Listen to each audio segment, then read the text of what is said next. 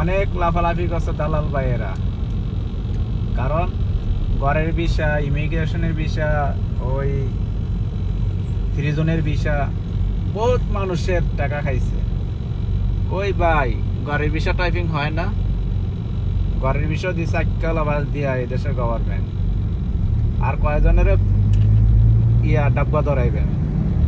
ভাই ভালো হয়ে যান, দালাল ভাইরা যারা আছেন গরিবের পেটে আর লাগতে মেরেন না। হাই প্রফেশনালের বিষয় এখন হয় না, ঘরের বিষয় হয় না।